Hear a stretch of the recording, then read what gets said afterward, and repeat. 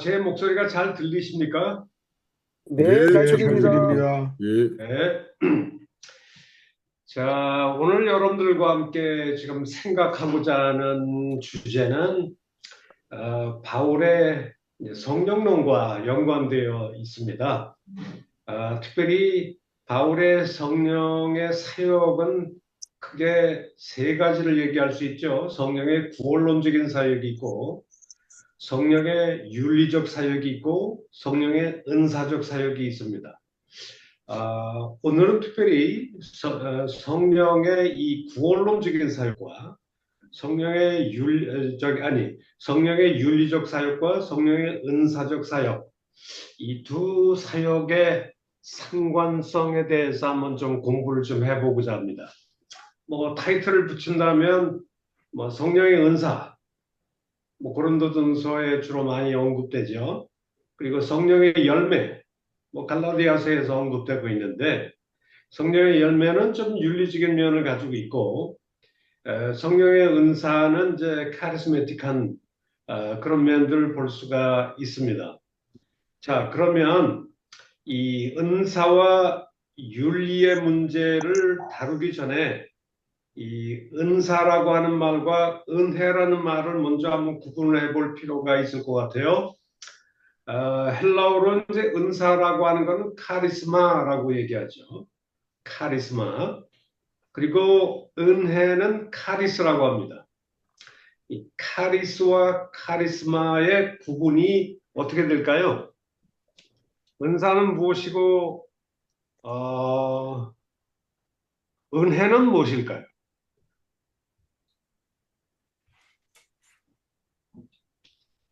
여러분들 그 은혜, 카리스라는 말과 은사, 카리스마라고 하는 것, 이 두 말은 서로 굉장히 밀접한 연관성이 있는데요.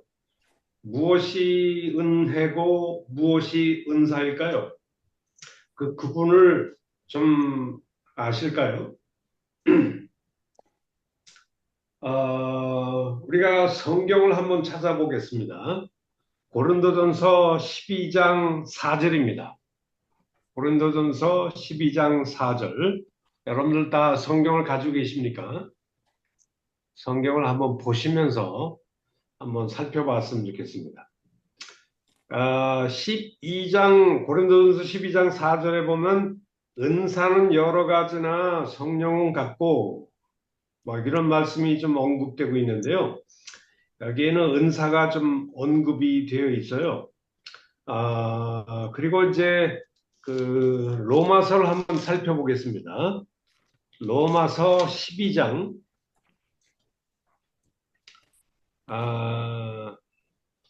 12장 6절입니다. 로마서 12장 6절을 보면 우리에게 주신 은혜대로, 여기 은혜라는 건 카리스죠. 우리에게 주신 은혜대로 받은 은사가 다르다. 여기 은사라는 말이 여기서 쓰이고 있어요. 우리에게 주신 은혜대로 받은 은사가 다르다. 이 두 단어가 여기서 연결되어 있습니다. 좀 은사라는 말과 은혜라는 말 중에서 어떤 말이 더 상위 개념일까요? 은사가 더 상위 개념일까요? 은혜가 더 상위 개념일까요? 은혜. 은혜가요. 왜 은혜가 상위 개념일까요? 뭐 상위 개념이라면 은혜와 은사는 어떤 관계에 있을까요?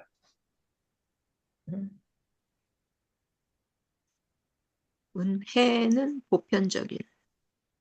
은혜는 보편적이고 은사는 기능적인.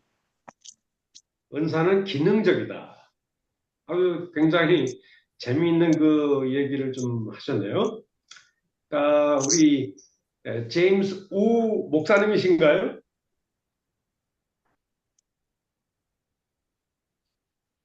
우 목사님이신가요? 그 어떻게 은혜와 장로입니다. 은사가 어떻게 구분되실까요?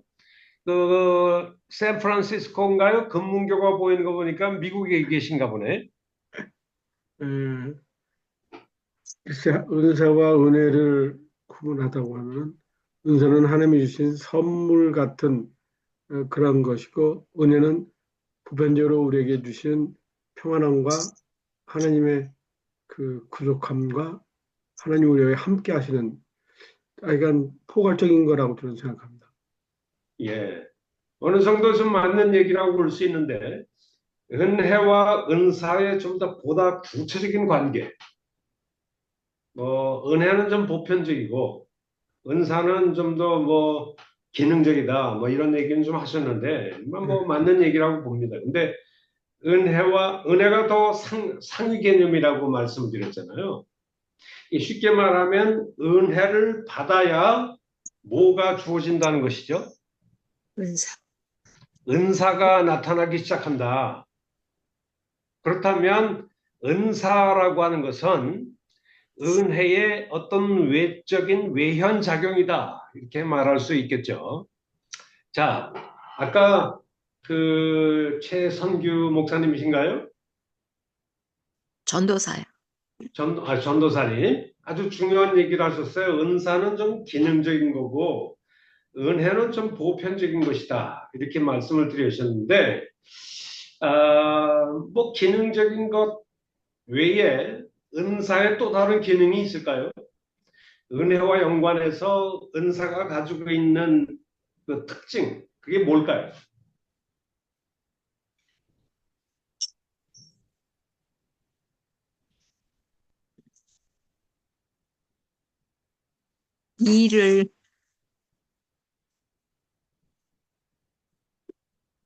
일을 잘할 수 있고 예, 일을 주어진 잘할 수 있게. 은혜도 그렇지 않아요? 은혜를 받아야 일을 잘할 수 있는 거 아닌가요? 바울이 고린도전서 15장에 보면 하나님이 내게 주신 은혜가 헛되지 아니하여 내가 다른 어떤 사도보다 더 많이 수고했다 라고 얘기를 하고 있어요. 그러니까 은혜가 주어져야 굉장히 교회 사역이 더 왕성해지겠죠. 은혜도 마찬가지죠. 은사도 마찬가지고. 근데 아까 제가 말씀을 드렸잖아요. 은혜가 상위 개념이다. 은혜를 받아야 은사가 나타나기 시작한다라고 얘기할 수 있겠어요. 그렇다면 이 두 가지 관계를 우리가 좀 더 좀 정확하게 규정을 한다면 우리가 어떻게 얘기할 수 있을까요? 우리 이태원 목사님이신가요? 지금 어디에 계십니까? 이태원 목사님. 잘 안 들려요. 네. 저 말레이시아에 있습니다. 말레이시아에. 말레이시아에 있습니까? 제가 쿠알라룸푸르 한번 갔었는데 네. 네, 아주 좋은 도시더만요, 말레이시아. 네. 제가 자, 있는데 예, 이태원 목사님, 은혜가 상위 개념이고 네. 은사가 좀 더 종속적인 하위 개념이라고 얘기했는데 은혜를 받아야 은사가 나타나기 시작한다. 그러니까 은혜가 경험되지 않으면 은사도 안 나타난다는 얘기인데요. 그러면 이 은사와 은혜를 좀 더 구체적으로 은사가 좀 더 기능적이다 그런 얘기는 좀 맞는 얘기 같은데 좀 더 구체적으로 얘기하면 어떻게 정의할 수 있을까요? 교수님이 가르쳐 주신 대로 어, 제가 가르쳐 준 게 아직 없는데 뜻을 봤습니다. 그 은사는 이제 교회를 세우기 위한 하나님의 방법이겠죠. 은혜도 마찬가지죠. 은혜가 있어야 교회가 세워지니까. 네, 그렇죠. 그 개인적으로 받는 은혜, 구원의 네. 은혜, 현장의 예, 은혜는 개인적으로 받는 은혜인가요?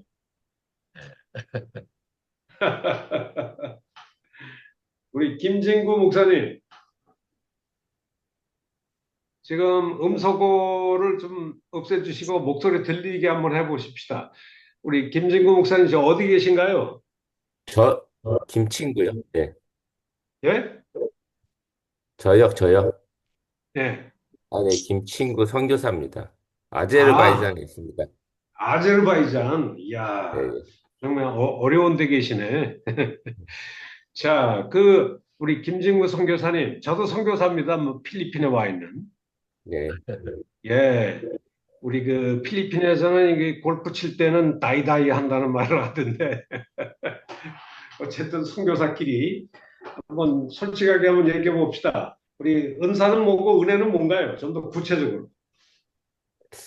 근데 지금 생각나는 거는 어쨌든 뭐 비슷한 얘기 하게 돼. 은혜는 그 어떤 개인을 위해, 목적이 이제 개인을 위한 것이고, 음, 은사는 공동체를 위한 것이 예, 아닐까 생각이 듭니다.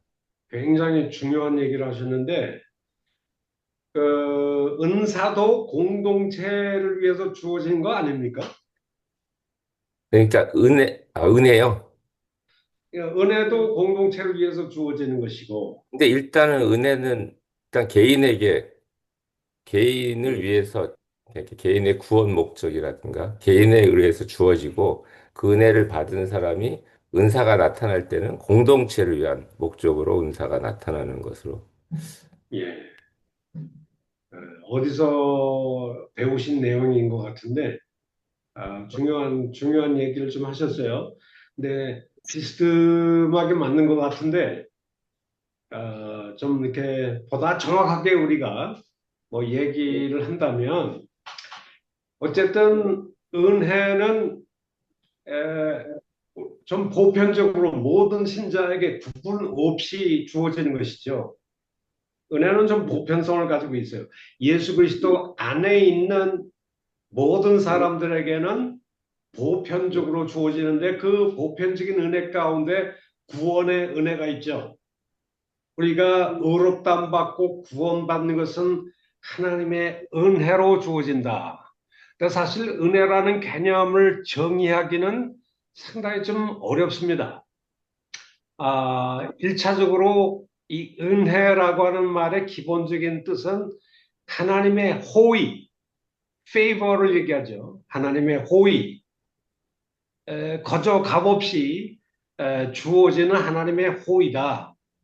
보편적으로 하나님의 모든 백성들에게 주어지는 이 호의인데 바울이 은혜를 얘기할 때는 어떤 미국의 학자가 롤란드라고 하는 사람이 그런 얘기를 하더라고요. 그의 어떤 학술 논문을 보니까 Grace as Divine Power라고 얘기를 하더라고요. 하나님의 신적인 능력으로서 은혜라는 말을 저희 New Testament Studies라고 하는 유명한 저널이 있어요. 그래서 바울이 은혜를 얘기할 때는 형식적으로는 unmerited favor, 그러니까 조건 없이 누구에게나 그리스도 안에 있는 자에게나 누구에게나 보편적으로 주어지는 호의죠. 우리 구원도 하나님의 조건 없이 부어지는 호의로 주어지는 것이죠.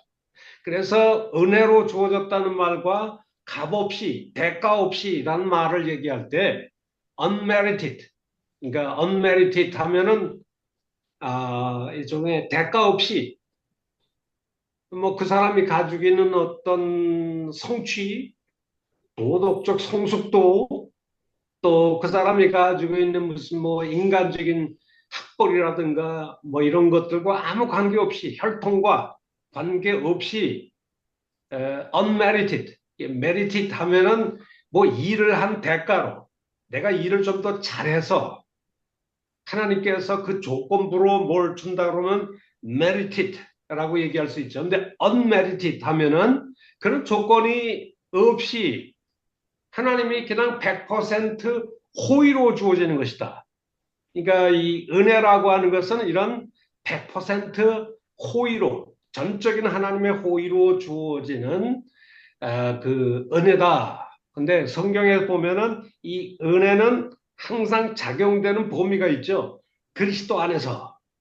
그리스도 안에서 이렇게 이제 은혜가 주어지는데, 물론 조직신학에서는 그리스도 바깥에 있는 사람에게도 하나님의 은혜가 주어지죠. 우리 김진구 선교사님, 예수 안 믿는 사람에게 주어지는 은혜를 우리는 일반 은총이라고 얘기합니다. 그죠? 뭐 예수 안 믿는 사람들에게도 주어지는 은총이 있어요. 뭐 비도 내리고 뭐 이런 것들을 좀 하는데 이 구원의 은혜를 얘기한다. 이것은 오직 그리스도 안에 있을 때만 우리의 믿음만 보시고 믿음은 우리의 조건 무슨 뭐 우리의 업적, 성취 이런 게 아니잖아요.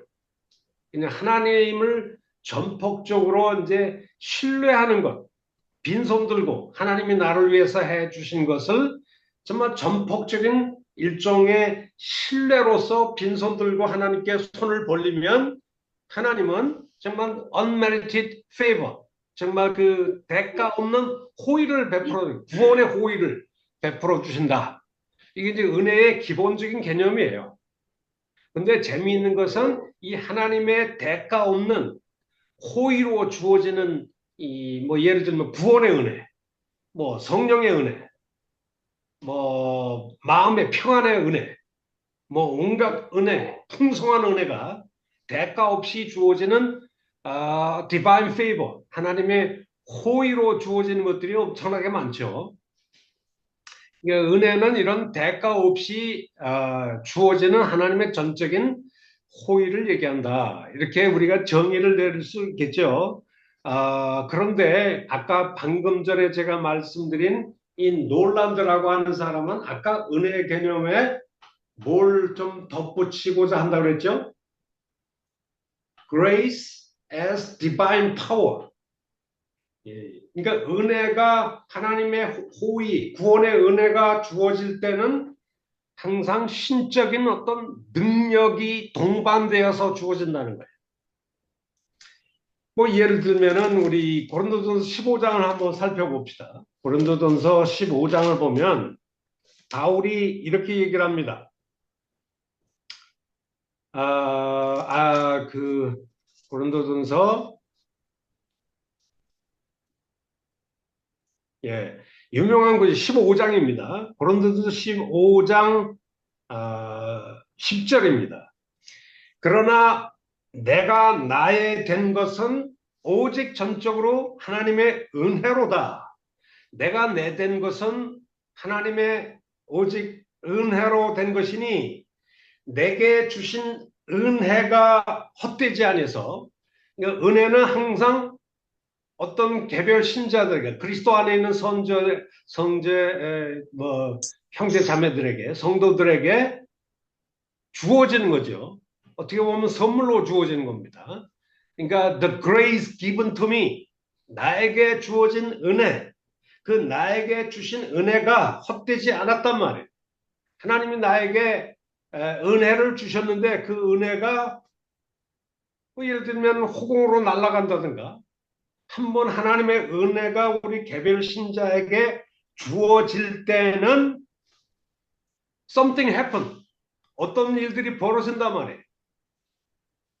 뭐라고 그러면 something in active. 어떤 것들이 작동되기 시작한다. 그래서 내가 내 된 것은 하나님의 은혜로 된 것이니 내게 주신 은혜가 헛되지 아니하여 내가 모든 사도보다 더 많이 수고했다라고 얘기를 합니다. 자, 여기서 우리 김진구 선교사님 사도 바울에게 엄청난 은혜가 주어졌잖아요. 네. 그죠? 이 은혜가 주어졌는데 그 결과가 어떻게 나타났나요? Divine grace, God's grace is given to Paul. 그러니까 하나님의 은혜가 바울에게 주어졌는데 not in vain, 헛되게 주어지지 않았다. 뭔가 이루어냈다는 거 아니에요. 하나님의 은혜가 주어질 때는 something happen, 어떤 일들이 작동되어서 일어난다는 얘기죠.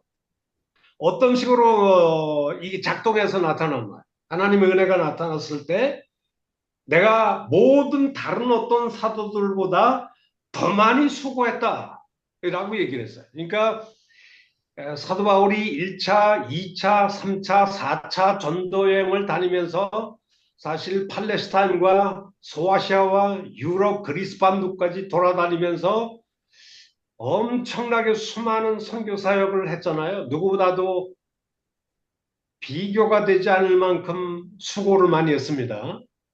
이 수고가 뭐의 결과인가요? 은혜. 바울에게 주어진 은혜에 작동된 결과로 바울이 누구보다 더 많이 수고했다는 얘기 아니겠어요? 그러니까 하나님의 은혜가 없으면 선교 사역도 찬양도 교회 봉사도 어떤 것도 불가능하다는 얘기죠. 그죠? 이 은혜가 주어져야, 근데 은혜가 주어질 때는 not in vain, 뭐 아무 결과도 없이 휙 지나가는 게 없다는 거예요. 은혜가 교회에 주어지든 공동체에 주어지든 어떤 개인에게, 김진구 선교사님에게 주어지든 우리 장현 목사님에게 은혜가 주어지든 뭔가 일어나요. 뭔가 건설적인 일이, 교회가 변화가 된다든가 사람들이 변화가 된다든가 바울처럼 누구보다 더 많이 수고한다든가 이런 일들이 은혜가 주어지면은 이렇게 이제 뭔가 놀라운 something great, 어떤 그 대단한 일들이 여기서 벌어지는 것이죠. 어떤 사람 은혜를 받고서 아프리카 오지 선교사로 뛰어들잖아요. 변호사 하던 사람이, 대학 교수 하던 사람이, 큰 사업하던 사람이 그 다 때려치고 자기의 목숨과 젊음을 불태워서 아프리카 오지가로 뛰어든 사람이 한두 사람인가요? 여러분들도 하나님의 은혜가 주어졌기 때문에 뭐 화순 쪽에 우리 장현 목사님처럼 거기에 뛰어들어서 좀 목회를 열심히 하고 계시잖아요. 한 목사님은 캄보디아 총신 또 이렇게 열심히 하시고, 김진구 선교사님은 또 아제르바이잔은 제가 어디가 붙어 있는지 몰라요. 근데 어떻게 거기까지 가셨습니까? 참 놀라우신 일인데. 근데 그렇게 거기까지 가셨다고 하는 것은 김진구 선교사님에게 뭐가 주어졌기 때문에 그러죠?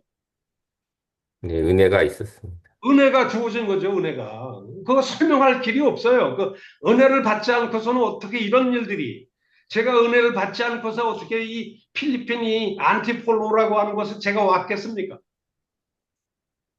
그건 불가능한 일이에요, 그거는. 그래서 바울도 이 고린도전서 15장을 보면 정말 내가 내던 것은, 나 사도 바울이 된 것 자체가 하나님의 은혜다. 왜냐? 내게 주신 은혜가 헛되지 않아서 뭔가 작동해서 일을 벌려서 내 안에서 뭔가 대단한 일들을 이루어서 내가 말이야 내게 주어진 이 하나님의 은혜가 작동이 되어 나타나서 다른 어떤 사도들과 비교할 수 없을 만큼 정말 그 수고를 엄청나게 많이 했다는 거야, 수고를. 근데 우리 한국 교회는 말이죠, 은혜라는 말을 아주 삐딱하게 이해하는 경향이 있어요. 교회 내에서 좀 불미스러운 일이 있거나 무슨 뭐 일이 있으면 아예 은혜가 안 돼. 그냥 은혜대로 해. 은혜대로 해. 그럴 때 은혜는 무슨 개념인가요? 우리 장현 목사님, 우리 화성교회도 성도들 간에 문제가 있을 때 아예 은혜대로 해. 그거 은혜스럽지 않아. 그냥 묻어둬. 이렇게 얘기하는데 그때 그 은혜대로 합시다. 그 얘기는 그게 성경적인 얘기일까요? 성경적이지 않을 것 같습니다. 성경적일까요? 그러니까 예, 예. 제가 잘 못 들었는데요. 그냥 빙그레 그냥 웃으시기만 하시고. 어쨌든 근데 사실 그 우리 장현 목사님은 저보다 이 AI라든가 무슨 뭐 이렇게 유튜브 이런 거는 완전히 제 사부입니다. 사부. 얼마나 많이 하시는지 뭐 많이 찍어서 이렇게 보내주시고 좀 그러시는데 그것도 은혜인 것 같아요. 근데 어쨌든 이 은혜가 바울에게 주어짐으로 바울을 좀 더 헌신하게 만들고 일하게 만들고 수고하게 만들고 뭔가 일어나게 만든단 말이에요. 여기서 은혜라고 하는 것은 단순한 호의, 개념을 뛰어넘어서 어떤 사람을 변화시키고 수고하게 만들고 일하게 만들고 선교지로 뛰어들게 만드는 그런 어떤 파워로 역할을 하고 있다. 그러니까 은혜는 이런 파워의 개념을 지니고 있다. 이게 이제 놀란드라는 사람이 이제 지적하는 그런 개념이죠. 그래서 unmerited favor 또는 unmerited power의 개념으로 이 은혜를 좀 얘기를 좀 한다. 근데 그것은 전적으로 하나님의 호의로 주어지는 것이죠. 우리가 잘나서 무슨 일을 잘해서 무슨 대가로 이루어지는 게 아니란 얘기입니다. 우리 송순이 사모님이신가요? 목사님이신가요?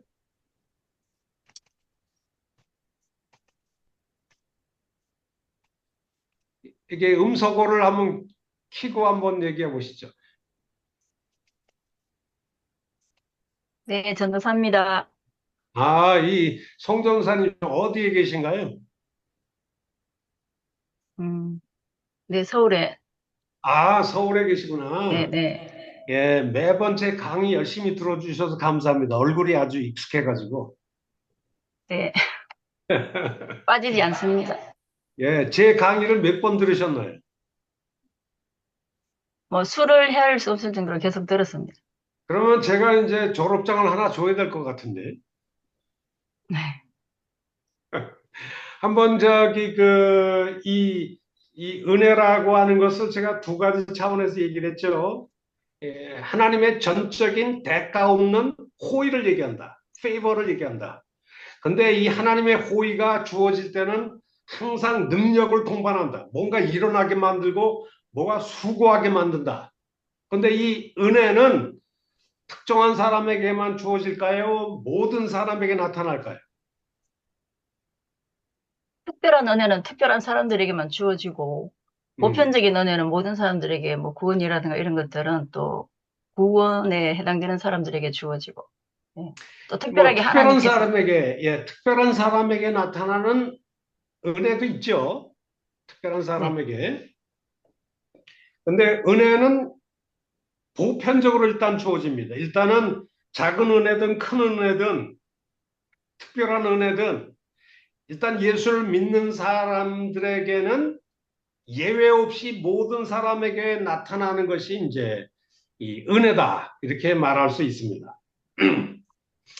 그렇다면 이 은혜를 이렇게 우리가 정의를 내린다면 뭐 은혜 중에는 이 구원의 은혜가 뭐 가장 뭐 대표적인 은혜라고 볼 수 있겠죠.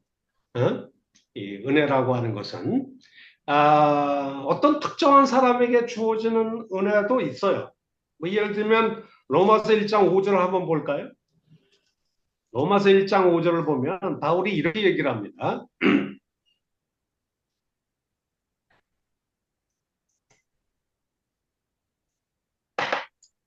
우리 송전사님 한번 읽어보실래요? 로마서 1장 5절. 그로 말미암아 우리가 은혜의 사도의 직분을 받아 그의 이름을 위하여 모든 이방인 중에서 믿어 순종하게 하나니. 예, 그로 말미암아 우리가 뭘 받았다고 했죠? 은혜와 사도의 직분. 은혜와 사도의 직분을 받았다라고 얘기하고 있거든요. 그러니까 예수 그리스도로 말미암아 부활하신 예수 그리스도로 말미암아 다메섹 도상에서 바울을 이방인의 사도로 부르셨잖아요. 네. 근데 사도 바울은 늘 자기가 이방인의 사도로 부르심을 받은 것을 꼭 은혜라는 말과 연관을 시켜요. 그러면 재미난 현상이 있는데요. 재미난 현상.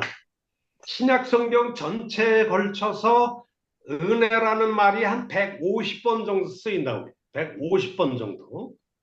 그 중에 바울 서신에서만 몇 번이 나올까? 은혜라는 말이.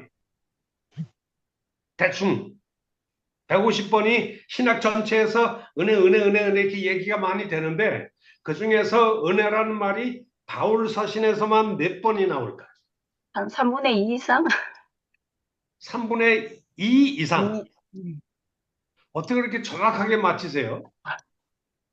100번 중에, 150번 중에서 101번 정도가 바울 서신에서 은혜라는 말이 나와요.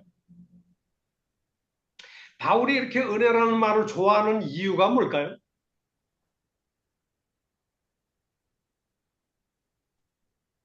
그 하나님의 은혜를 정말로 많이 체험했고 그 은혜를 통해서 그 사역들이 다 나타나고 결과적으로 또 그 성령의 은사들이 바울에게 임해갖고 바울이 정말 목숨까지도 하나도 아깝지 아니하게 그 복음을 위해서 살았기 그러니까 때문에 우리 목사님들, 전도사님들은 뭐 이렇게 질문하면 참 두리뭉실하게 맞는 얘기를 많이 하세요. 이렇게 좀 더 샤프하게 얘기하는 걸 좀 좋아하는데, 자, 여기서 제가 묻는 질문은 뭐냐면, 신약 성경 전체에 걸쳐서 150번 정도의 은혜라는 말이 나오는데, 바울이 유독 101번 정도, 3분의 2 정도 이상을 바울이 은혜라는 말을 그렇게 제일 즐겨 사용하는 거죠.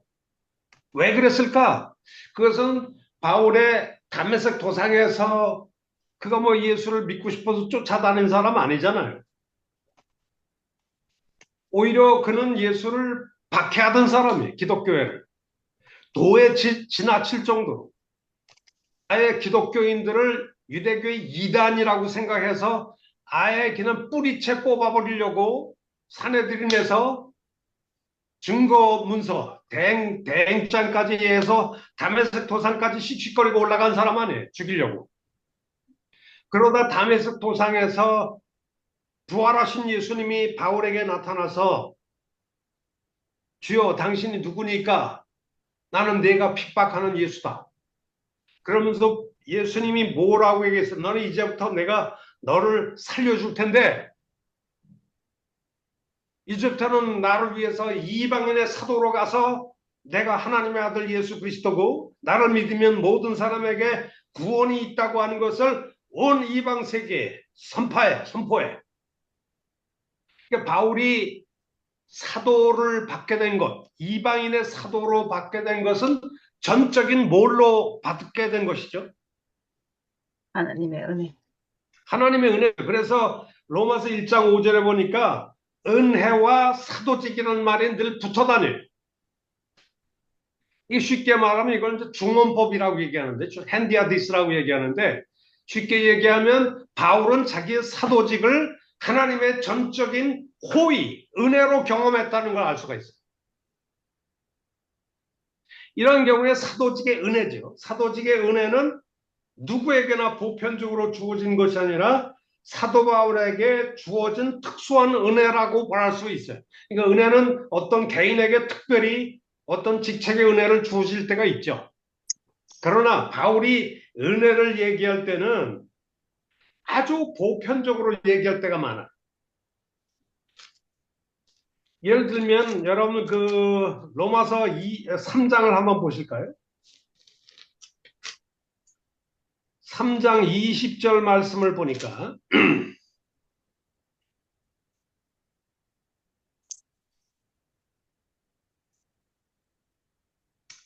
(3장 20절에) 바울이 이렇게 얘기합니다.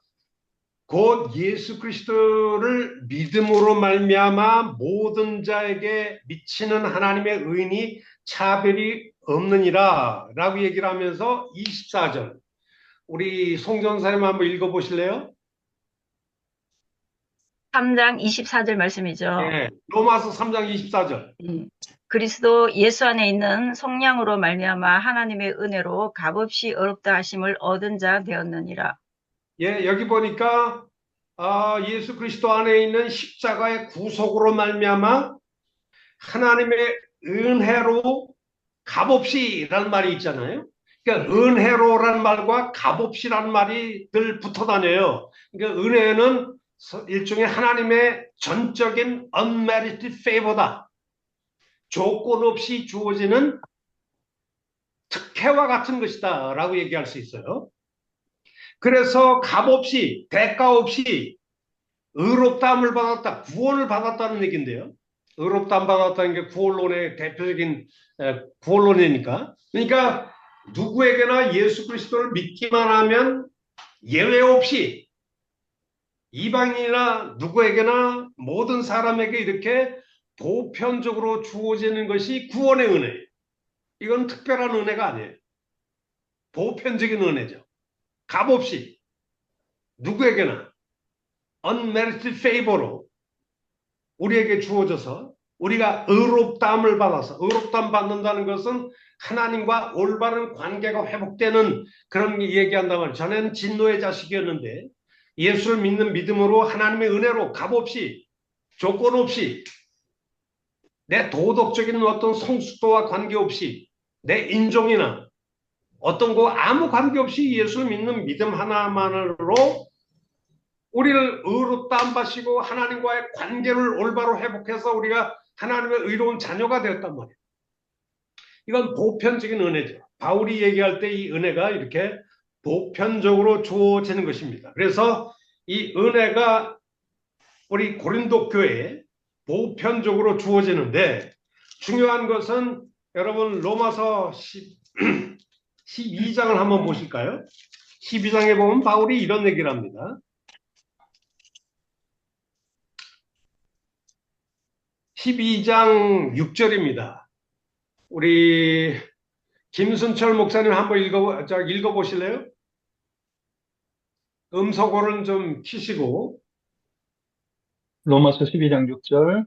12장 6절. 우리에게 주신 은혜대로 받은 은사가 각각 다르니 혹 애언이며 믿음의 분수대로. 예, 근데 여기 로마서 12장이 은사와 관련된 장입니다. 그래서 우리에게 주신 은혜대로 받은 은사가 다르다. 여기 보니까 은혜와 은사가 이렇게 붙어 있어요. 예? 우리에게 주신 은혜대로 받은 은사가 다르다라고 얘기를 했어요. 그러니까 우리에게 주신 은혜가 주어짐에 따라 그 결과로 은사가 주어진다는 거, 은사가 나타난다는 것이죠. 어떤 은사가 나타나나요?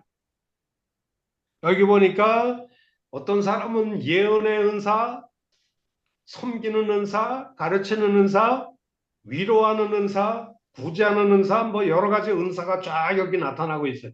어떤 사람은 교회 내에서 리더십, 가르치는 은사, 이런 은사들이 나타나는데 우리 김순철 목사님, 네. 여기서 로마서 12장 6절에서 은혜와 은사가 무슨 관계에 있는지 한번 설명을 해보실래요? 은혜가 주어졌고 그 은혜 위에 교회의 필요에 따라 은사가 각각 주어진다고 생각합니다. 정말 두리뭉실하게 얘기를 잘하시네요. 근데 은혜 위에 은사가 있는 게 아니고요. 은혜가 상위 개념이에요. 은혜가 주어져야, 은혜가 경험이 돼야 뭐가 나타나기 시작한다? 은사가 나타나는데 그걸 어떻게 나타날까요? 은사는 좀 보편적으로 주어지는 것인데 예수 안에 있는 모든 사람에게 은혜가 주어지는데 조건 없이 하나님의 unmerited favor로 은혜가 주어지니 그 중에 대표적인 것이 구원의 은혜 같은 것이 보편적인 거죠. 근데 그런 은혜가 주어질 때에 은사가 나타나는데 여기 보니까 은사가 6절 말씀에 이렇게 돼 있죠. 우리에게 주신 은혜대로 받은 은사가 한번 따라서 해봅시다. 각각 다르다. 그러니까 여기 우리에게 주신 은혜대로 받은 은사가 각각 다르다 이렇게 얘기를 하고 있어요. 그러니까 은사는 은혜의 어떤 측면일까요? 특별하게. 일종의 이 은사라고 하는 것은 내가 받은 은혜의 외현작용이다 이렇게 얘기할 수 있어요. 외현작용이다. 그러니까 외현작용이라는 것은 은혜는 좀 내면적인 겁니다. 내면적인 것. 구원의 은혜 받은 것, 성령의 은혜를 받은 것, 뭐 이런 것은 이게 내면적인 작용인데 이게 내가 내 마음 속에서 은혜가 이렇게 경험이 되어지면 그것이 공동체 전체가 볼 수 있도록 가시적인 형태로 구체적으로 외형되어서 작동해서 나타난단 말이에요. 그래서 이 영국의 학자인 그 제임스 턴은 이렇게 얘기를 해요. 은사라고 하는 것은 the inevitable outworking of grace. The inevitable outworking of grace. 그러니까 은혜라고 하는 것은 뭐냐? 은사는 뭐냐? 은사는 내가 받은 내면적으로 받은 은혜의 inevitable, 불가피하게 outworking이 영어로 뭐죠? 작동을 해서 work out, 나타난단 말이에요. 바깥에. 그러니까 쉽게 얘기하면 은사는 내가 받은 내면적으로 받은 그 은혜가 공동체 전체가 볼 수 있도록 observable, 관찰할 수 있도록 각각 다르다라고 하는 것은 individualized, 일종의 개별화되어서 그 다음에 또 뭐라면 concrete, 구체적으로 관찰을 가능한 방향으로 특정한 방향으로 외현되어서 누구나 볼 수 있도록 나타나는 외현작용이 이게 뭐라고요? 은사. 그게 바로 은사다. 이게 정말 어려운 표현이기 때문에 좀 더 구체적으로 설명하면 예를 들면 어떤 사람이 구역장을 맡았어요. 우리 김수철 목사님은 어디서 목회하시나요? 장현 목사님 목회하는 화순에서 목회하고 있습니다. 어디에서 하고 계시다고요? 화순에서요. 그러면 화순. 장현 목사님하고 같으시네요. 예, 오, 같은 동네에 있습니다. 그러면 서로 친구 사이인가 봐요. 아주 훌륭한 형님이십니다. 그렇습니까? 예, 제가 우리 장현 목사님 되게 좋아하거든요. 제가 전에 그 화순에 새빛교회 그 집회를 한번 간 적이 있어요. 그래서 네. 아주 참 대접도 잘 받고 거기 음식이 참 맛있더라고요. 예, 아주 맛있습니다. 무등산도 보이고. 네. 어쨌든 뭐 반갑습니다. 우리 목사님이 거기 계신 건 감사합니다. 몰랐는데. 근데 제가 지금 얘기하는 것은 내가 받은 이 은혜가 우리 모든 교인들에게 관찰 가능할 방향으로 특정한 방향으로 구체화되어서 그것도 개별화되어서 외현되어서 나타나는 작용이 바로 이게 은사다. 여기 좀 어려운 표현인데 이걸 예를 하나 들어볼게요. 어떤 그 김집사라는 분이 계세요. 근데 교회를 다닌 지는 30년 다녔어요. 근데 그냥 교회를 다니는 동 마는 동 뭐 이렇게 뭐 기도하라고 하면 부끄러워서 기도도 잘 못하고 도망가고 뭐 그러시던 분이고 교회 봉사도 잘 못하고 그냥 교회만 왔다 갔다 하시는 분인데 이분이 어느 날 집회를 참석하고 그래가지고 은혜를 받았어요. 은혜를 받아가지고 이 사람이 그냥 베란간에 뭐 기도를 한번 시키면 그냥 눈물 펑펑 쏟으면서 그냥 청산유수처럼 기도를 한단 말이에요. 그리고 그 사람들 주변 사람들이 딱 깜짝 놀랄 만큼 이제는 막 나가서 전도도 하고 교회 봉사도 막 하고 막 이런단 말이에요. 그러니까 이게 이제 자기가 받은 은혜가 온 교인이 깜짝 놀랄 만큼 관찰 가능하단 말이에요. observable. 관찰 가능하게. 저 집사님 요즘에 좀 많이 달라진 것 같잖아. 이렇게 모든 교인들에게 이제 관찰이 되는 거죠. 근데 관찰 가능할 정도로 예를 들면 구체화되어서 이제 특정한 방향으로 개별화되어서 나타난다는 얘기인데 뭐 예를 들면 내가 받은 은사가 어떤 사람에게는 신의 은사로 나타나는 거예요. 전에 그 사람은 그런 게 없었는데 뭐 기도하고 뭐 안수만 하면 병자가 막 나요. 또 어떤 사람은 막 전에 그런 일이 없었는데 방언을 막 하기 시작한단 말이에요. 어떤 사람은 또 뭐 예언을 한다든가 어떤 사람은 전에는 뭐 그냥 뭐 이렇게 구역장을 막 켜놓으면 나도 졸고 너도 졸고 다 졸고 말이에요. 뭐 그랬단 말이에요. 뭐 정말 뭐 예수 믿어요? 그러면 믿어요. 그렇게 얘기를 하는데 사실은 교회 뭐 어떤 행사도 안 참석하고 예배 보고에 도망가고 이런 그런 분이었는데 제가 주일학교 교사를 맡을게요. 해가지고 교사를 맡았는데 옛날 같으면은 이런 분이 교사를 맡으면 전에 은혜 받지 못했을 때는 어떤 일이 벌어질까요? 애들 가르치면 너도 졸고 나도 졸고 모든 사람이 졸게 만든단 말이에요. 이런 사람은 사실 교사를 하면 돼야 안 돼요. 목사님 딸이라고 교사를 시켜놓으면 이 은혜를 받지 못한 사람이 목사딸이라는 이유로 교사를 맡아놓으면 뭐 자기 맡아놓은 그 학생이 연초에는 10명을 맡았는데 연말이 되면 한 2명으로 줄여놓겠죠. 그런 사람은 절대 목사딸이라고 해서 교사를 시키면 안 돼요. 근데 이 사람이 은혜를 받고 나서 그냥 애들한테 뭘 가르치면 애들이 막 변하기 시작해. 교회 오는 걸 좋아하고 헌신하게 되고 예수 믿는 걸 굉장히 자랑스럽게 생각하고 그래가지고 연초에 2명을 맡았는데 연말이 돼가지고 한 20명으로 늘려놨다.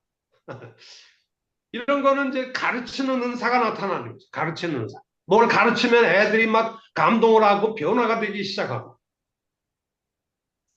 이런 것들은 그 사람에게는 은혜 받은 것이 소위 그 가르치는 은사로 나타나는 거죠. 어떤 사람은 예언의 은사로 나타나고 어떤 사람은 치유의 은사로 나타나고 이런 게 은사가 개별화되어서 이렇게 나타나는 현상을 우리는 이제 은사다라고 얘기를 할 수 있는데요.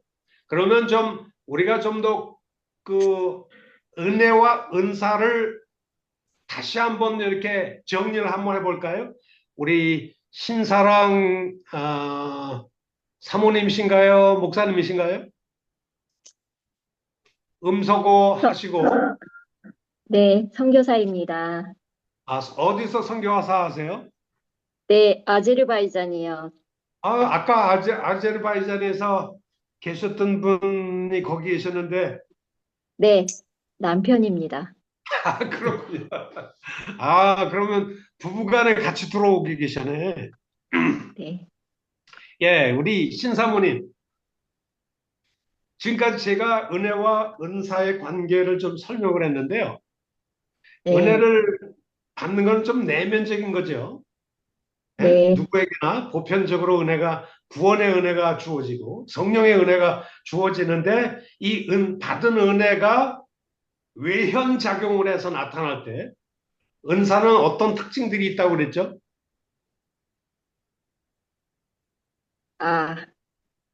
개별화되어서 각 사람에게 각각 다르게 나타납니다.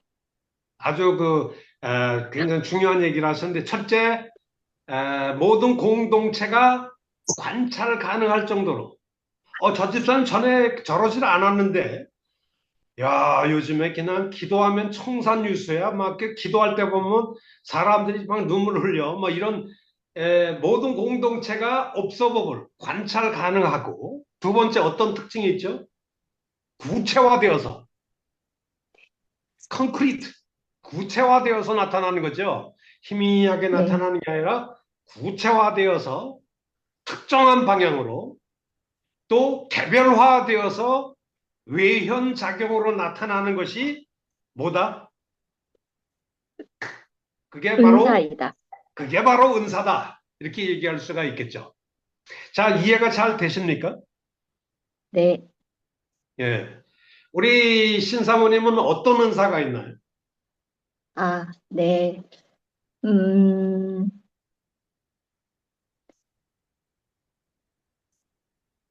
섬김의 은사와 또 긍휼?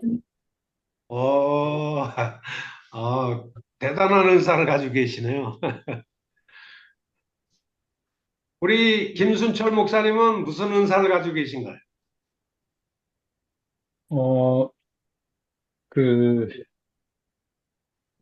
보살핌의 은사, 주변을 살피고, 또 이제 주변의 지체들, 혹은 동료들, 교인들, 관찰하는 은사에 더불어서, 주변에서 가끔 가르치는 은사가 있다는 이야기를 가끔 듣습니다. 예. 근데 사실 그 가르치는 은사 또 주변 사람들을 섬기고 돌보는 은사 굉장히 목회자에게 굉장히 중요한 것이죠. 근데 목회자에게 제일 필요한 결정적으로 중요한 건 말씀 선포하는 설교의 은사죠. 예, 그게 없으면은 목회하기가 굉장히 좀 어렵습니다. 근데 제가 신학대 학원에서 말이죠. 신학대학원에 이제 교수를 했잖아요. 그래서 매년 11월 달에 보면 목사가 되고자 하는 학생들이 신학대학원에 입시생으로 들어옵니다. 그러면 이제 면접을 하게 돼요. 제가 이렇게 묻거든요. 목사로서 소명을 하나님으로부터 부르심을 받았냐? 소명이 있냐라고 하면은 한 사람 대기 없이 소명이 있다고 그래요. 왜냐하면 저 소명이 없는데 그러면은 이제 딱지 맞아요. 못 들어와요. 그러면 제가 그 다음에 하나님으로부터의 목사로서 부르심, 소명이 있느냐 그러면은 다 예라고 얘기합니다. 그런데 하나님이 나를 부르신 걸 당신은 어떻게 알지? 뭘 통해서 나의 부르심을 확인했죠?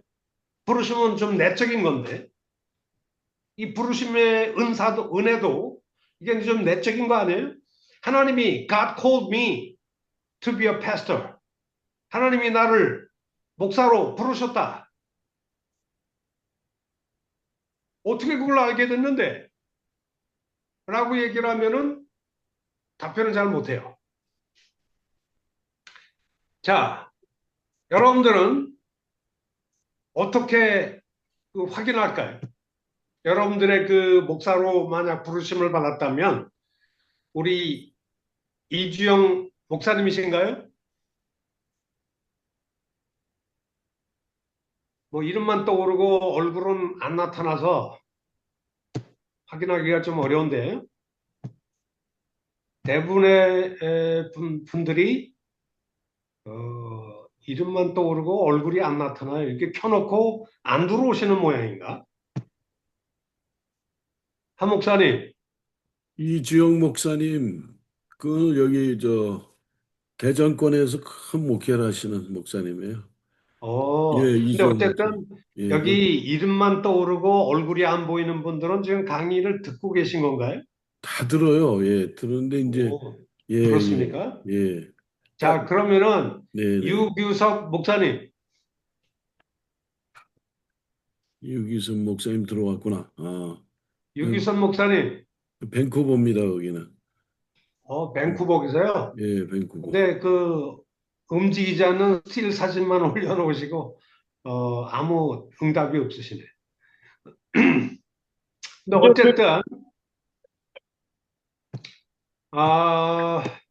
여기 뭐 서로 이렇게 대화를 하면서 강의하는 게 좀 좋을 것 같아서 우리 아까 제임스 우라고 하신 분, 예, 또 이렇게 이 아바타를 세워놓으셨네. 아바타가 편합니다. 그러면 이주영 목사님. 네, 이주영 목사님 대답하세요. 예. 대답하시면. 목사님은 하나님이 나를 목사로 부르신 걸 믿으시잖아요. 제가 지금 차를 고치러 와가지고 그 안에 있어서 그래서 강의가 지금 제가 묻는 겁니다. 목사님이 이제 하나님이 목사 부르심 소명이 있어서 오신 거 아니에요? 네. 그러면 소명을 어떤 과정을 통해서 하나님 나를 부르셨다는 이 소명을 확인하죠? 잠시만요. 저 차에서 나는 소리인데. 네. 다시 질문할까요? 바깥으로 좀 나가겠습니다. 예. 네. 예. 네, 하나님이 이주영 목사님을 목사로 부르셨잖아요. 네네. 그걸 어떻게 확인하셨어요? 그걸 확인하는 절차를 통해서 신학대학원에 들어가서 목사가 되셨잖아요. 네네. 어떻게? 일단 마음에 감동 또 가장 중요한 요소일 것 같아요. 마음에 확신, 하나님의 부르심에 감동. 대한 아유 차소리 때문에 아유 죄송합니다. 아이고 죄송합니다. 하나님께서 나를 목사로 부르셨다는 확신, 감동 굉장히 중요한 요소죠. 근데 오늘 제가 은사 문제와 연관돼 있잖아요. 그러니까 하나님이 나를 선교사로, 목사로, 어떤 교회 지도자로 나를 콜링하셨다. 그걸 어떤 식으로 확인하냐 하면 하나님이 우리를 목사로나 평신도 사역자로나 일하려고 일 시키시려고 부르셨을 때는 네. 일할 수 있는 능력을 주실까요? 안 주실까요? 주시죠. 그게 뭔가요? 일할 수 있는 능력. 은사. 기능. 오늘 은사. 우리가 배우는 그게 바로 은사죠. 은사. 네네. 뭐 예를 들면 내가 이제 뭐 교회에서 교사를 해서 주일학교 교사를 했는데 네. 뭐 예를 들어서 하는 겁니다. 연초에 뭐 네. 우리 당회에서 한 2명 정도 학생을 맡겼어요. 그런데 연말이 되면 한 20명으로 불어나요. 네. 한 번만 그런 게 아니라 다른 반에 또 뭐 몇 명을 맡겨놨는데 그 다음에도 또 애들이 굉장히 불어나고 성장하고 변화가 되고 그래요. 네. 그러니까 가는 곳마다 이런 일들이 자꾸 벌어지잖아요. 그러면 주변에서 네네. 뭐라고 그럴까요? 은사가 있는 당신은 모양입니다. 목사하면 참 좋겠네 라고 하는 주변에 사람들이 있을까요? 없을까요? 있죠. 많이 있죠. 당신 목사하면 네네. 굉장히 참 잘할 것 같아 라고 하는 그런 네. 어떻게 보면 가르침의 은사, 영혼을 네. 사랑하고 돌보는 은사, 그리고 네네. 주변 사람들이 다 관찰을 하잖아요. 네. 그래서 당신이 이런 일을 목사를 하면 좋겠네 라고 하는 그 과정을 거쳐서 하나님이 나를 부르신 것 같다 확신하게 되면서 오거든요. 네네네. 그렇습니다. 하나님이 목사로 콜링을 하실 때는 반드시 목사로 일할 수 있는 은사의 능력을 주십니다. 그 네네. 가장 첫 번째가 말씀 선포의 은사죠. 네. 리더십의 은사죠. 네. 뭐 전도의 은사도 있을 수 있고 네. 영혼을 사랑해서 돌보는 은사도 있고 위로의 네. 은사도 있고 어떤 목사님은 만나기만 하면 모든 사람들이 정말 뭐라 그럴까요? 좀 은혜를 받고 위로를 받고 그러거든요. 네. 굉장한 은사죠. 이런 은사가 나에게 빈번하게 나타나는 걸 통해서 하나님이 나를 목사로 선교사로 부르셨구나. 네. 확인하는 과정을 거쳐서 이제 신학대학원의 문을 두들기고 목사의 네. 길을 가기 시작하는 거 아니에요. 네네. 그렇습니다. 그래서 제가 우리 신입생들한테 당신 목사로 하나님이 부르셨다고 믿냐? 그랬더니 예. 그러면 그걸 어떻게 확인하느냐?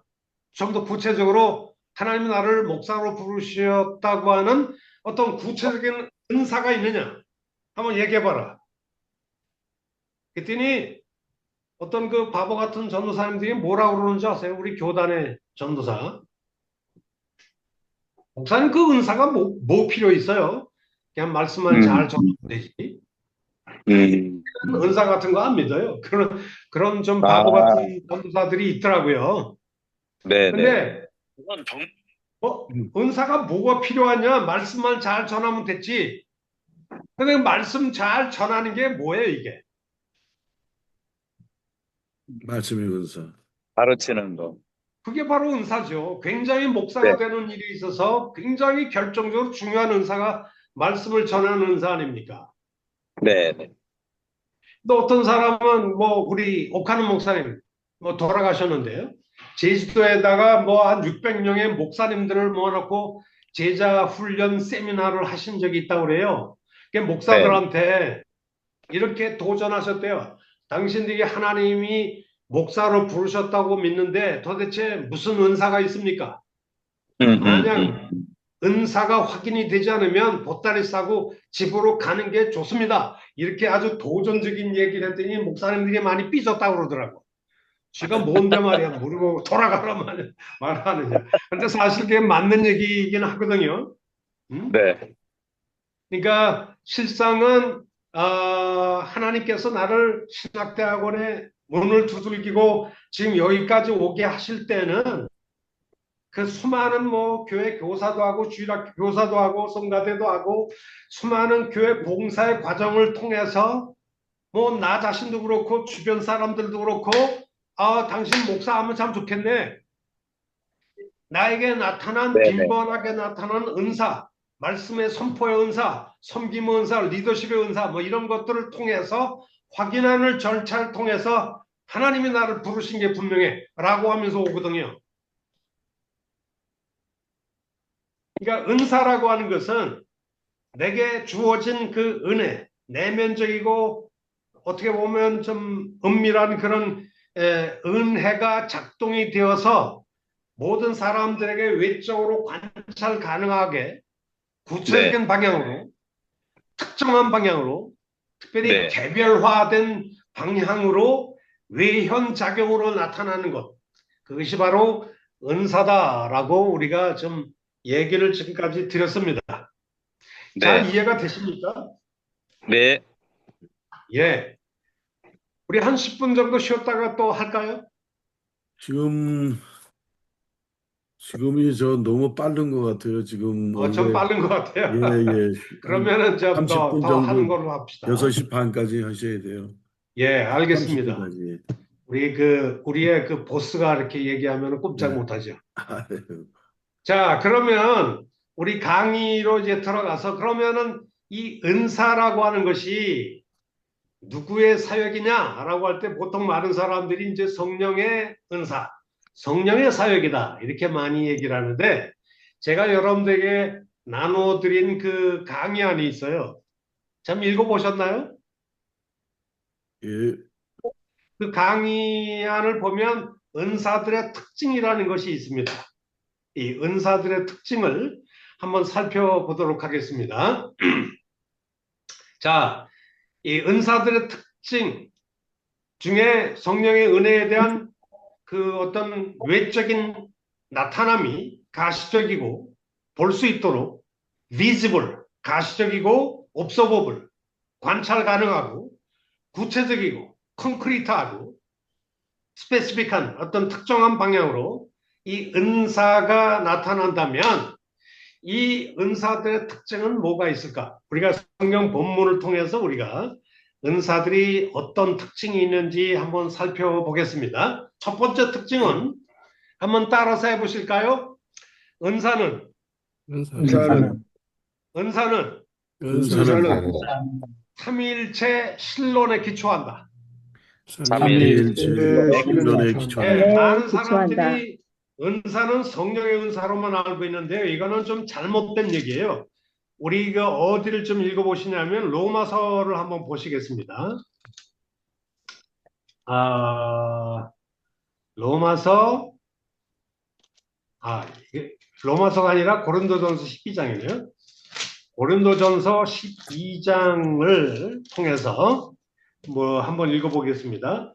12장 4절, 5절, 6절 이 세 구절을 한번 읽어보겠습니다. 다 성경 찾으셨나요? 네. 자, 한번 읽어볼까요? 12장 4절 은사는 여러 가지나 누구는 같고 성령은 같고 성령은 같고 직분은 여러 가지나 누구는 같으며 주는 같으며 주는 사역은 같으며 여러 가지나 사역은 여러 가지나 모든 것을 모든 사람 가운데 이루시는 누구는 같다? 하나님은 하나님은 같으니라. 하나님은 같다. 여기 은사, 직분, 사역 다 은사적인 직책들입니다. 사실은 여기 직분도 그렇고 사역도 그렇고 다 은사적인 성격이 굉장히 강하죠. 그런데 바울이 은사, 직분, 사역을 얘기를 하면서 은사는 여러 가지나 성령은 같고 직분은 여러 가지나 주는 같으며 사역은 여러 가지나 모든 것을 모든 사람 가운데 역사하시는 하나님은 같다라고 얘기를 하시는 걸 보니까 은사라고 하는 것은 성령의 단독 사역일까요? 삼일체 하나님 모두가 관여된 사역일까요? 삼일체. 예, 삼일체 하나님이 관여된 그런 사역이다라고 말할 수 있습니다. 굉장히 중요한 얘기. 우리 오순절 교단에서는 성령의 은사를 받아라 이렇게 얘기를 하면서 우리 은사는 성령만이 주시는 특별한 권한인 것처럼 이렇게 얘기를 하는데 자, 얘기를 한번 제가 물어볼게요. 만약 여러분들에게 예언의 은사든 목회 은사든 리더십의 은사든 방언의 은사든 어떤 은사가 주어졌든 간에 예수님이 없이 성령만으로 이런 은사들이 주어질 수 있을까요? 없을까요? 없어요. 예수님이 관여하지 않고 성령의 단독 사역으로 은사가 주어질 수 있을까요? 없을까요? 없어요. 네, 없다고 얘기하셨는데 그 없는 이유를 한번 얘기해 보세요. 우리 그 안창복 목사님이신가요? 음소거 한번 끄시고. 아니요, 아닙니다. 지금 어디에 계신가요? 지금요? 한국에. 예, 큰 소리로 잘 안 들리셔서. 네, 한국에 있습니다. 아, 한국에 계시군요. 네. 제가 뭘 질문했는지 아십니까? 네, 한번 답변 좀 해보시죠. 예수님이 없으면 안 된다고 저도 그렇게 알고 있습니다. 그러니까 네. 예수님이 관여하지 않고 성령 단독으로 은사가 주어질 수 있냐, 없냐? 그건 없을 것 같습니다. 왜 그럴까요? 이유를 설명하면. 예수님을 통해 가지고 우리 인간이 구원을 얻었는데 예수님 말고 또 성령 단독으로 주신다는 건 불가능할 것 같습니다. 아니, 그걸 뭐 누구나 아는데 좀 설명을 해보시라고요. 왜 그런지. 예수님이 제일 우리 모든 것을 아시지 않습니까? 우리의 고통도 당하셨지. 뭐 성령도 아시고 하나님도 다 아시죠. 네, 그야 다 아시겠. 근데 그러나 삼위일체지 않습니까? 삼위일체가 분리는 될 수 없지 않습니까? 예, 그건 맞는 얘기예요. 네. 근데 제가 원하는 건 좀 더 구체적인 답변을 원하는데요. 성령은 참 구체적이라 예수님이 더 우리와 더 가깝고 구체적이지 않나 싶습니다. 그런 느낌이신가 보네. 네. 우리 존 킨 목사님 스틸 사진을 올려놓으시는데 지금 어디 틀어놓고 어디 가셨나 봐요. 어쨌든 제가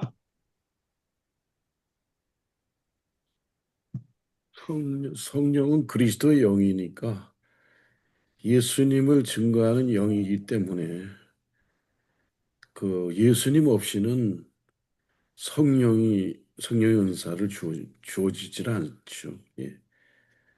우리 사도행전을 보면 말이죠. 이 은사, 성령의 은사라고 하는 것을 궁극적으로 주시는 분이 하나님이세요. 예. 성령도 하나님이 주십니다. 그러니까 성령은 하나님에게서 나와요. 그런데 이 성령이 하나님이 성령을 직접적으로 막 주시고 뭐 그런 게 아니고 누구의 사역에 기초해서 주시나요? 예수 그리스도. 예수님. 네, 그래서 사역을 통해서. 사도행전의 얘기를 보면은 예수님께서 세상에 오셔서 인류를 구속하시잖아. 인류 구속을 위해서 고난 받으시고 십자가에 죽으시고 부활하셔서 그리고 어디로 올라가셨죠? 하늘 보좌 우편. 하늘 보좌로 올라가셨잖아요. 네. 하나님 보좌 우편에 만왕의 왕으로 계신단 말이에요. 이게 이제 이 조직 신학에서는 승귀된 영광을 받으신 예수라고 얘기를 해요. 승귀된 예수 그리스도, exalted Christ. 그래서 하나님의 우주적인 통치권을 누가 넘겨받으셨어요? 예수 그리스도. 예수님이 넘겨받으셨는데 사도행전을 보면 성령, 약속된 성령을 우리 예수님께서 하나님 보좌 우편에 앉아 계신 예수님이 누구에게 성령의 약속을 받으셨어요? 하나님 아버지에게 약속된 성령을 달라고 하셔서 예수님이 이제 성령을 주냐 안 주냐는 모든 전권은 누가 가지고 계세요? 예수님한테. 예수님이 가지고 계세요. 그 아버지에게서 받은 성령의 약속된 성령을 받아서 땅 위에 있는 제자들에게 부어주셨단 말이에요. 그러니까 실상은 성령의 은사든 성령이든 예수님의 이 구원 사역이 없으면 성령은 절대 주어질 수 있다 없다? 없다. 예. 절대 없다고 하는 걸 알 수가 있어요. 그런데 문제는 하늘의 보좌 위에서 아버지에게 성령을 받아서 이제 성령을 주냐 안 주냐는 모든 전권은 이제 예수님이 가지고 계신데, 그 예수님이 부어주시는 성령을 우리는 뭐라고 부르는가요? 보혜사라고. 요한복음에서는 그걸 보혜사 성령이라고 합니다. 예, 보혜사라고. 누가복음서에서는 사도행전은 그걸 오순절 성령이라고 얘기하죠. 근데 사도행전을 보면은 이 예수님께서 자기의 브랜드 네임으로 보내주시는 성령을 사도행전에 예수의 영이다 이렇게 부릅니다. The Spirit of Jesus라고. 좀 더 정확하게 얘기하면 Spirit of the Glorified Jesus. 영광 받으신 예수님께서 보내주시는 성령. 그렇다면 성령은 이 땅에서 어떤 일을 하시나요?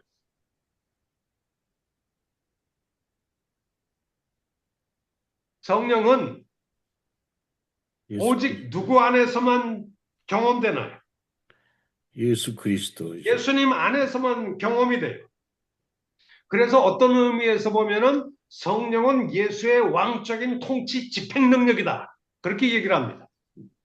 The executive power of the glorified Jesus. 그러니까 예수님이 온 세상을 통치하고 계시는데, 이제 하나님의 나라는 예수의 나라가 됐어요.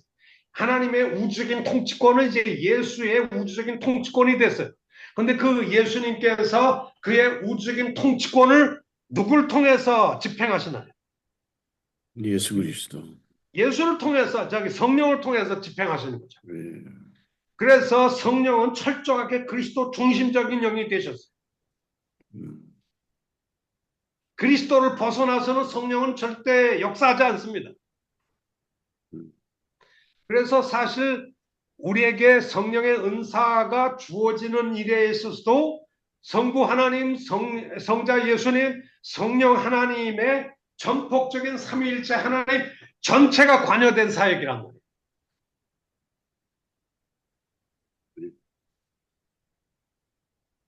은사 하나 주어지는 것도 예수의 사역 없으면 성령만으로 단독적으로 주어지는 게 아니에요. 이런 의미에서 우리 한국교회가 이 은사의 성령의 은사라고 얘기하는 게 맞아요. 맞는데 여기에 삼일체 하나님 전체가 관여된 그런 그 성령이다라고 하는 얘기를 우리가 좀 얘기해야 된다고 생각이 되어집니다. 특별히 성령의 은사는 기독론적인 토대를 가지고 있다. 이 부분을 우리가 좀 이해를 하면 좀 좋겠습니다. 철저하게 성령은 그리스도 중심의 영이에요. 그리스도 중심적인 성령이죠.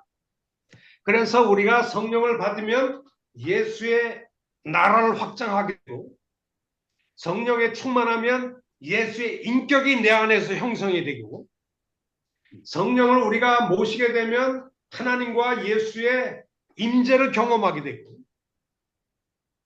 우리가 성령에 충만하게 되면 하나님의 왕적인 통치가 임하게 되죠. 무엇보다도 우리가 성령에 충만하면 할수록 우리 안에 누구의 인격이, 누구의 형상이 나타나나요? 예수 그리스도. 예수 그리스도 자신의 형상이 리프로듀스가 되는 거예요. 그런 의미에서 우리 삼일체 하나님의 역사였다라고 하는 것이 이제 여기에 이제 특징이라고 볼 수가 있겠습니다. 자, 그 다음에 두 번째 특징이 있습니다. 요 얘기만 하고 한 10분 정도 쉬겠습니다. 두 번째 한번 따라서 해보실까요? 은사는 하나님이 주시는 주권적인 선물이다. 주권적인 선물이다. 이게 어디에 있느냐 하면요, 고린도전서를 한번 보실까요? 고린도전서 12장 11절입니다. 자, 고린도전서 12장 11절. 우리 한번 다 같이 한번 읽어볼까요? 굉장히 성경에 있는 것이 중요하기 때문에. 우리 윤민숙 사모님이신가요?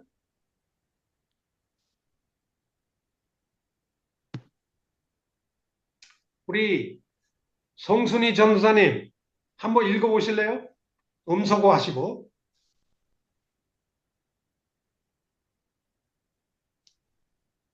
네, 고린도 고린도전서 12장 11절 이 11절. 모든 일은 같은 한 성령이 행하사 그의 뜻대로 각 사람에게 나누어 주는 것이니라. 예, 이 18절 모든 일은 성령의 은사를 얘기합니다. 이 모든 성령의 은사들은 동일한 성령이 역사하사, 한번 따라서 합시다. 그의 뜻대로, 네, 그의 그의 뜻대로. 뜻대로 그의 뜻대로. 네, 그의 뜻대로. 뜻대로 여기 이제 헬라어가 쓰인 게 카토스 불레타이라는 말인데요. 뭐 얘기를 되면 하나님이 성령의 주권적인 의지대로, 이 불레타이라는 것은 will 이런 뜻이죠. As the Spirit wills, 그러니까 하나님의 의지하는 대로 이렇게 얘기할 수 있어요. 그러니까 이 은사라는 것은 성령이 행하사 그 뜻대로, 그 뜻은 성령의 뜻이 되겠죠. 그 성령의 의지대로, 주권적인 의지대로 각 사람에게 나누어 주시고 분배하시는 것이다. 이렇게 얘기할 수가 있습니다. 자, 이 은사의 이 특징이 왜 우리 일상생활에서 중요할까요? 우리 교회 사역에서 이 성령의 은사는 성령의 굉장히 주권적인 선물이다. 우리가 이걸 어떤 의미에서 우리가 적용을 해야 될까요? 예를 들면 거꾸로 한번 얘기해 봅시다. 성령께서 우리에게, 하나님께서, 그리스도께서 우리에게 이제 성령의 특정한 은사를 주실 때,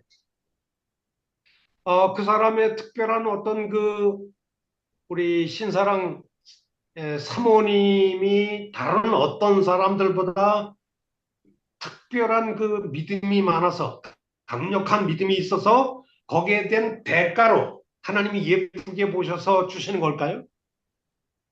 아니면 우리 신사랑 사모님의 도덕적 성취, 영적 성숙도가 남달라서 하나님이 정말 예쁘게 보셔서 너 이렇게 친유 은사를 가져 라고 주시는 걸까요? 아니에요. 왜 아닐까요? 만약 그것이 내가 가지고 있는 도덕 성취나 믿음이, 특별한 믿음이 있어서 특별하게 준비된 내 개인적인 믿음이 너무나 예쁘다 보니까 그 대가로 하나님이 내게 신의 은사를 주셨다라고 하면은 그거는 은사에 대해서 내가 굉장히 뻐길 수 있는 근거가 되겠죠. 그래서 내가 신의 은사를 가지면 그 가지지 못한 사람들을 좀 깔보는 마음이 생길 수도 있어요. 내가 이렇게 위대한 믿음을 가지고 있기 때문에 이 은사를 가지고 있는데 이 머저리들아, 너희들은 그래 믿음이 없으니까 이렇게 이런 걸 못 받는 거야.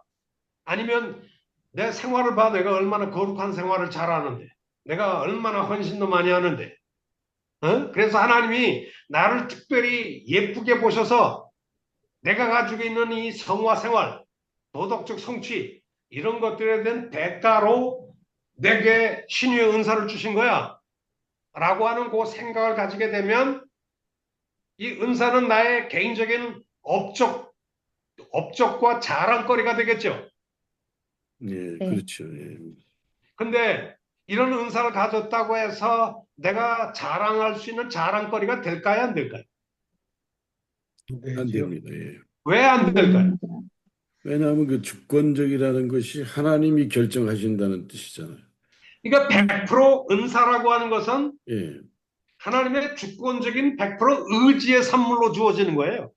그렇죠. 예, 예. 내가 잘났다고 주시는 게 아니고 하나님 보시기에 이 은사는 우리 그 신사랑 사모님한테는 이런 은사가 필요할 것 같아. 하나님의 판단에 의해서 하나님의 의지대로, 주권적인 의지대로 각 사람에게 나눠주시는 거거든요. 그렇죠? 예. 그러니까 이 잘하는 은사를 거. 가지고 말이죠. 잘하는 어떤 거. 산속에 있는 집회하는 우리 한국의 소위 전통적인 붕사 목사들이라는 사람이 막 예를 들면 방언을 가지고 말이야, 이 개들도 방언하는데 이 사람 새끼가 돼가지고 방언을 못해. 자, 따라서 해. 할렐루야 100번 복창. 가지고 할렐루야 할렐루야 연습을 해가지고 나중에 랄랄랄라 하면서 그 방언하는 사람들이 있어요. 자, 여기 보세요. 방언은 우리 인간의 연습의 훈련의 대상일까요? 아닐까요? 아니죠. 할렐루야 백번 복창하고 연습하면 방언을 하게 될까요? 안 할까요? 안 될 것. 아니죠. 왜 잘못된 걸까요? 그런 뭐 방언과 같은 그 은사를 내가 뭐 연습을 해가지고 훈련의 결과로 특정한 은사를 받으면 뭐 나도 좀 훈련 받겠어요. 아니면은 총신대학에 들어가서 3년 동안 열심히 공부하고 등록금 내고 그러면은 이 방언할 수 있는 디플로마를 주신다. 그러면 가서 뭐 총신에 가서 내가 디플로마 받아서 방언하겠죠. 우리 합신 쪽에 있는 어떤 유명한 목사라는 사람이 소위 치유학교 힐링 스쿨을 개원을 했어요. 그래서 한국의 교단 망라에서 수많은 목사들을 데려다 놓고 힐링 연습을 하는 거예요. 신유 은사 일종의 연습을 하는 거죠.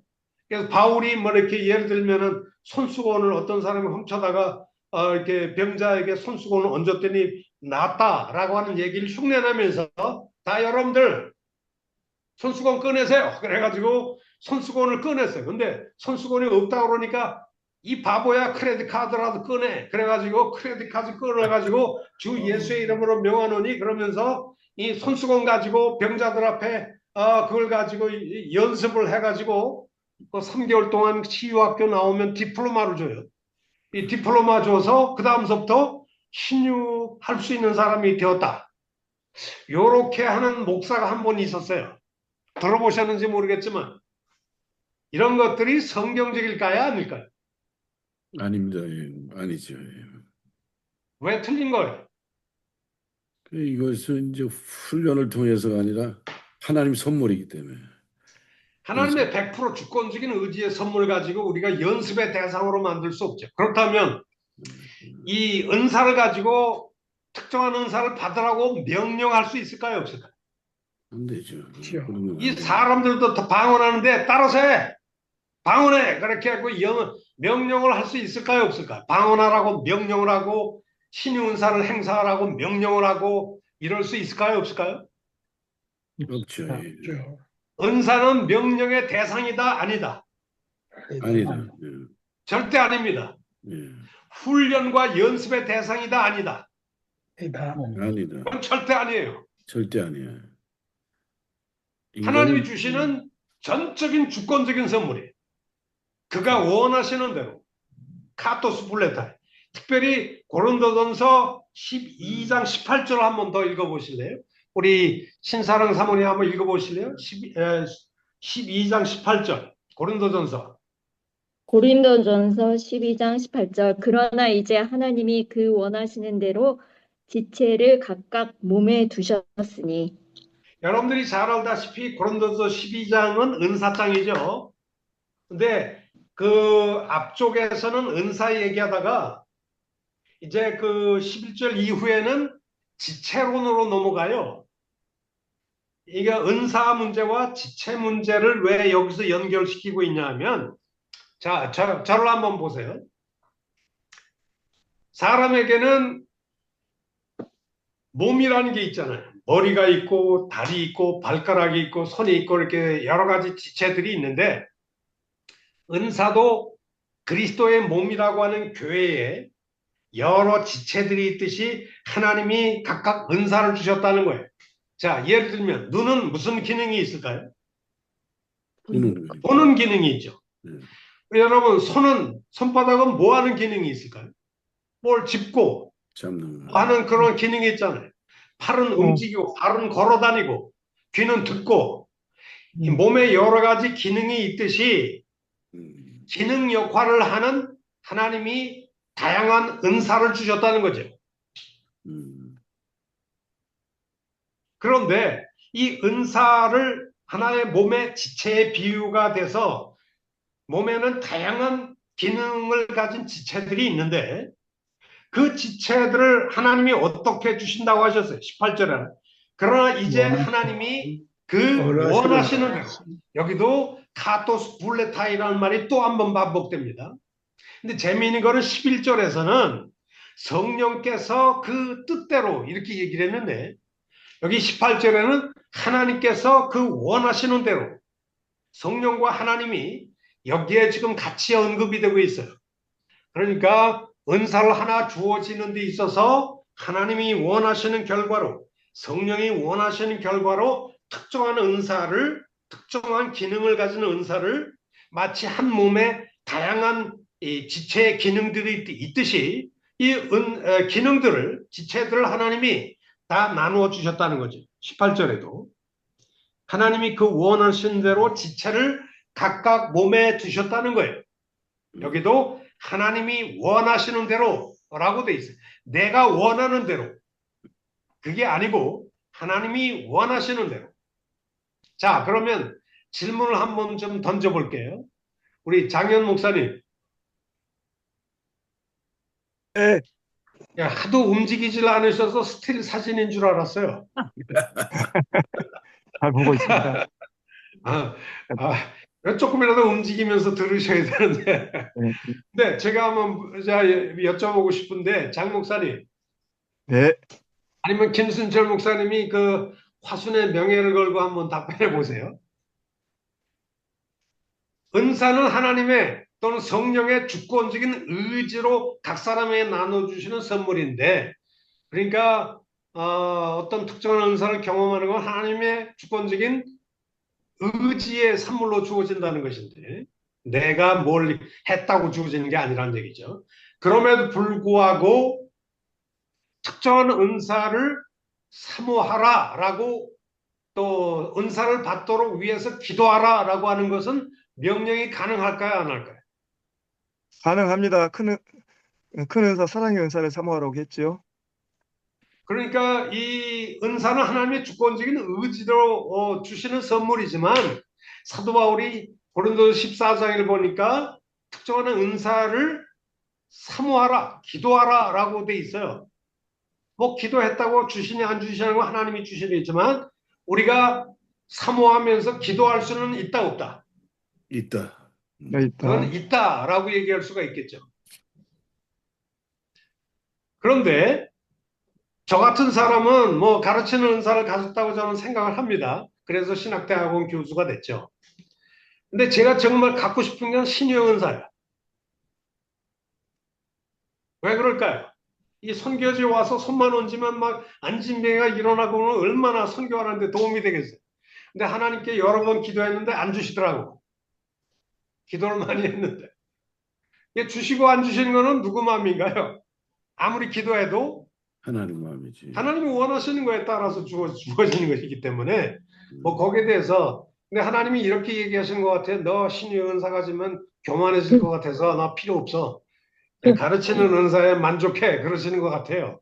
어쨌든 제가 이 은사가 이렇게 하나님의 주권적인 의지의 산물이기 때문에 뭐 연습의 대상, 명령의 대상, 훈련의 대상이 될 수 없다.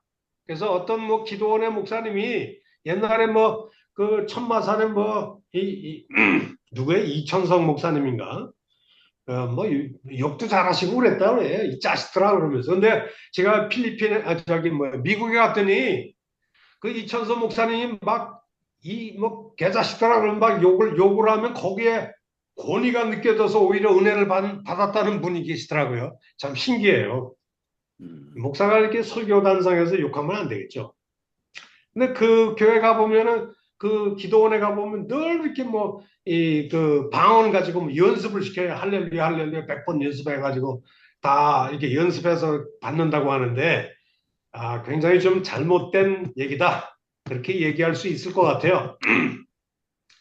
두 번째, 시간이 조금 같아. 요 얘기만 하고 쉽시다. 세 번째 특징인가요? 자, 세 번째. 따라서 합시다. 은사는 은사는 개인화되어 있는 선물이다.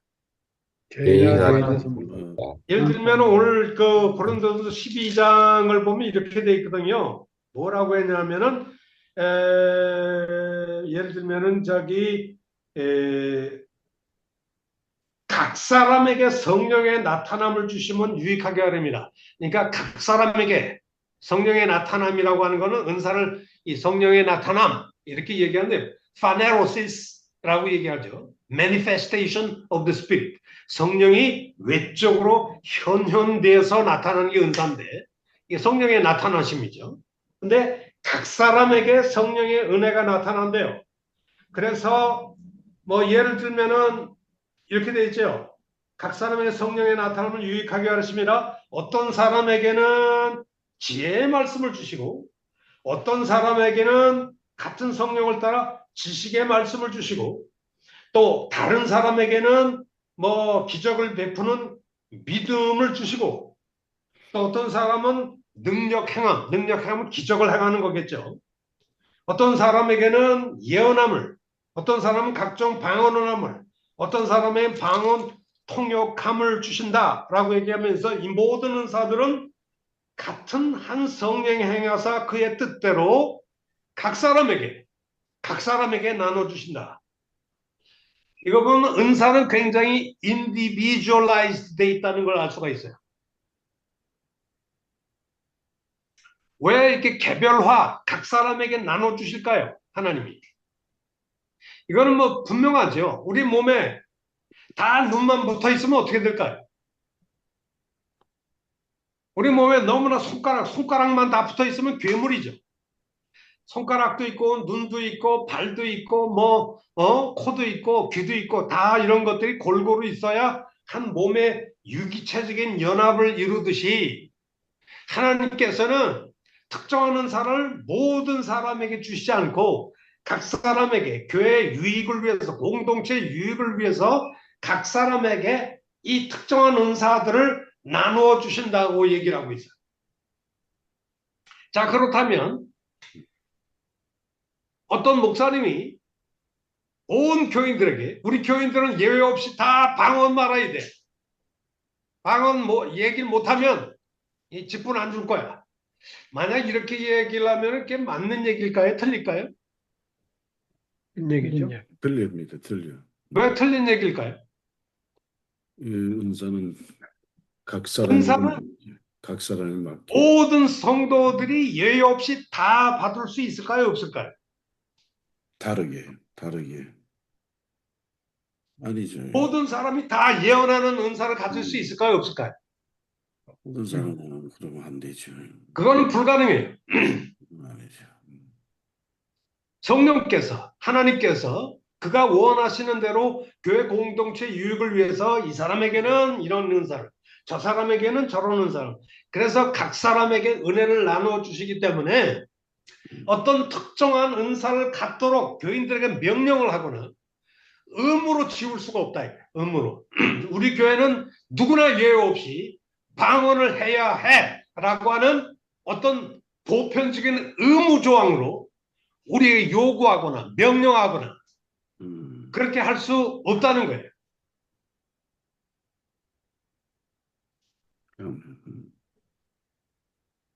나중에 제가 이제 윤리와 은사의 관계에 대해서 차별점에 대해서 말씀을 드리겠는데 자 여기 한번 주목해 보세요. 여러분 갈라디아서 보면 성령의 9가지 열매가 나오죠. 그 9가지 열매 중에 첫 번째 열매가 뭘까요? 사랑이죠. 이 사랑은 성령의 열매, 이 윤리적인 면이에요. 사랑은 전형적인 윤리입니다. 어떤 사람은 사랑의 은사 이렇게 얘기하는데 그건 틀린 얘기예요. 이 사랑이라는 것은 성령의 일종의 그 윤리적 사역의 대표적인 주자가 이 그 사랑이죠. 근데 사랑과 이 은사 중에 대표적인 걸 예언이라고 합시다. 사랑과 예언의 차이점이 뭘까요? 그러니까 윤리와 은사의 차이점.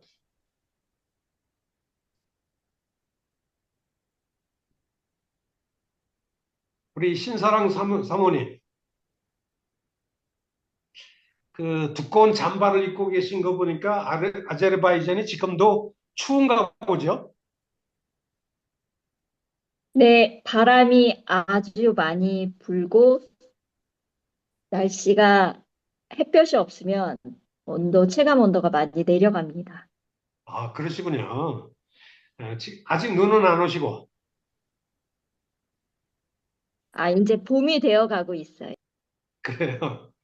그러면 신사모님, 이 사랑은 성령의 윤리적 사역이죠. 성령의 열매 하나인 윤리적 사역이고, 예언은 전형적인 성령의 은사적인 사역이에요. 성령의 윤리적 사역과 성령의 은사적 사역의 대표 주자를 사랑과 예언이라고 합시다. 이 두 가지 차이점이 뭘까요? 아주 전형적인 차이. 오늘 지금 이 개인화되어 있는 선물이라고 하는 것과 연관해서 우리가 좀 설명을 해야 되는데요. 예를 들면 사랑은 명령의 대상이 될까요, 안 될까요? 온 교인들 예외 없이 다 서로 사랑해야 됩니다. 사랑합시다. 이렇게 명령할 수 있을까요, 없을까요? 있어요. 예. 하나님께서 서로 사랑하라고 하셨기 때문에 네, 명령할 수 있습니다. 근데 예언은 우리 교인들은 다 예외 없이 예언하라. 이렇게 명령할 수 있을까요, 없을까요? 그거는 네, 안 됩니다. 안 돼요. 그러니까 윤리와 은사의 가장 기본적인 차이가 뭘까요? 명령. 사랑은 하나님의 성품을 닮아가는 거고, 예언은 교회의 덕을 세우기 위함입니다. 근데 아주 일반적인 얘기이시고 제가 지금 얘기하는 것처럼 우리 캐나다 총신에 있는 분만이 아니라 총신에 있는 애들도 그래 뭘 물으면은 두리뭉실하게 맞는 얘기를 많이 하세요. 근데 아주 샤프하게 예를 들면은 윤리는 모든 교인이 행사해야 될 의무일까요, 아닐까요? 보편적인 의무. 의무죠. 모든 교인들은 예외 없이 서로 사랑해야 될 의무 아래 있을까요, 없을까요? 있어요. 있죠. 네. 사랑 안 하면 어떻게 돼요? 하나님이 책임을 묻게 되겠죠. 일생이 아니지. 그래서 서로 사랑해라 명령이 가능해요. 우리의 의무이기 때문에. 그런데 이 예언은 은사예요. 은사의 가장 기본적인 특징이 뭐죠? 방금 전에 말한 대로 하나님의 주권적인 의지의 선물이고 특별히 개별화되어 있는 선물이라고 그랬잖아요. 그죠? 그리고 그렇죠. 어떤 사람에게는 예언의 은사를 주셨어요. 그런데 그 은사는 다른 사람에게 안 주실 수 있죠.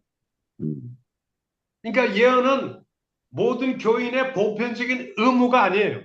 보편적인 의무가 아니기 때문에 명령의 대상이 될 수가 없어요. 무슨 이유인지 아시겠어요? 그렇죠. 하나님께서 그러니까 이 성령의 열매 중에 하나인 뭐 사랑, 뭐 기쁨도 서로 늘 항상 기뻐하라 명령이 되잖아요. 그러나 항상 예언해라. 예외 없이 예언해라. 예언 안 하면 우리 교회 교인 직분 박탈. 목사가 그렇게 얘기한다면 성경이 무식한 사람이에요.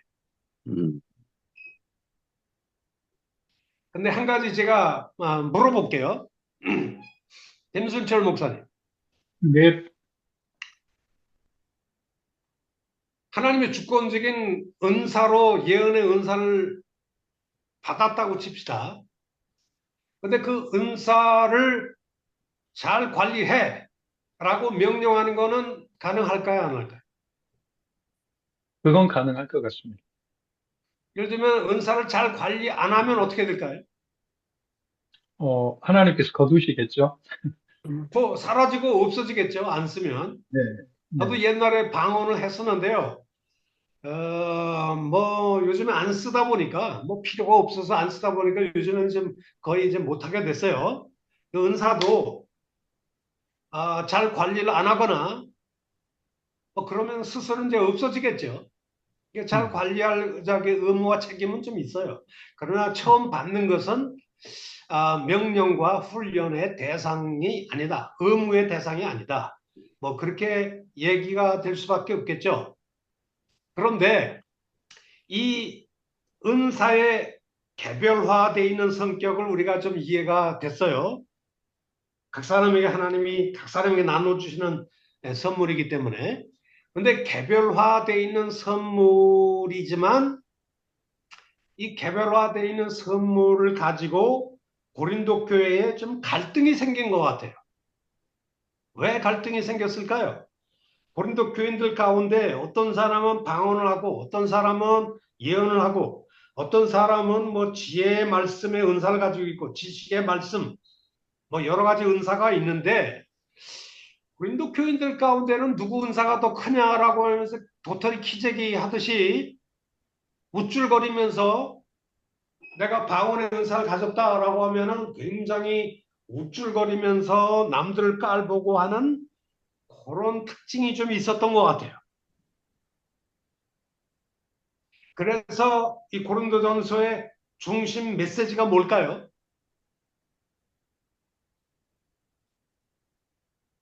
각 사람에게 성령께서 주권적인 의지를 따라 은사를 나눠주신다 할지라도 그 은사를 행사하는 사람이 서로 다투고 갈등하고 시기질투심 속에서 도토리 키재기 하듯이 내 은사가 더 크네, 네 은사가 크네 이런 식으로 절대 싸우면 안 되고 하나님이 은사를 주신 궁극적인 목적은 뭐냐? 몸의 통일체적인 유니티, 어떤 통일성, 뭐 유기적인 통일성을 소위 그 북돋우는 방향으로 개별적인 은사가 사용되어야 된다라고 하는 것이죠.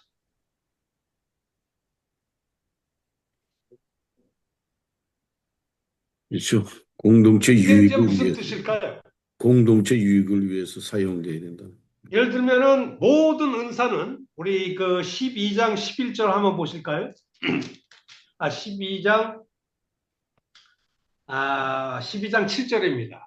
우리 신사랑 사모님 한번 읽어주실래요? 12장 7절. 각 사람에게 성령을 나타내심은 유익하게 하려 하심이라. 예, 각 사람에게 이 은사, 저 사람에겐 저 은사 이렇게 나타냄을 주시는 것은 따라서 해봅시다. 유익하게 하심이라. 유익하게 하심이라. 요 유익하게 하심이라라고 하는 헬라어 용법이 숨페론이라는 숨페론.